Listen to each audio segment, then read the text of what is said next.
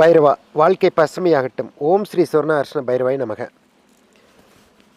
நிறையா பேர் கேட்டிருந்த கேள்விகள் பார்த்திங்கன்னா, என்கிட்ட நேரில் பார்க்க வரும்போது சரி, அல்லது ஒரு ஒரு மெசேஜு, ஒரு ஃபேஸ்புக்கில் ஒரு கேள்விகள்.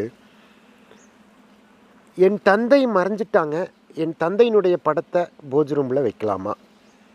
என் தாயினுடைய படத்தை பூஜ் ரூமில் வைக்கலாமா? என்னுடைய மூதாதைகளினுடைய இறந்து போனவங்களுடைய படத்தை பூஜ் ரூமில் பூஜை அறையில் வைக்கலாமா? அதாவது நம்ம இறந்துட்டோம், நம்ம வீட்டில் பெரியவங்க இறந்துட்டாங்க அப்படின்னா அவங்க தெய்வம் ஆயிடுறாங்க, அதில் மாற்று கருத்தே இல்லை. தெய்வங்கள்ங்கிறது அதுக்கு நம்ம அபிஷேகம் பண்ணுறது, தீபாராதனை பண்ணுறதுங்கிறது ஒரு விதம்.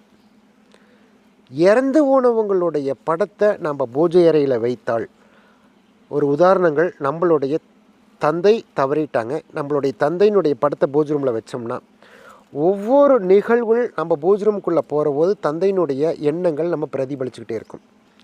நம்ம எண்ணங்கள் எப்போவே பார்த்திங்கன்னா, நம்ம ஒரு பாதிப்பை உணர்வோம். ஐயோ நம்ம அப்பா இல்லையே அப்படின்னு சொல்லிட்டு. எப்போவுமே ஐயோ அப்படிங்கிற வார்த்தைகள் நெகட்டிவான வார்த்தை. ஐ அப்படிங்கிற வார்த்தை பாசிட்டிவ். இது நடந்துருச்சு அப்படின்னு ஒரு பாசிட்டிவ் என்ன ஃபீல் பண்ணுறாது.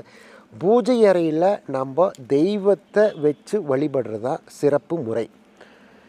யாருமே இறந்தவனோட உடைய படத்தை வச்சு வழிபடலாமா அப்படிங்கிற எண்ணத்துக்கு போகாதீங்க.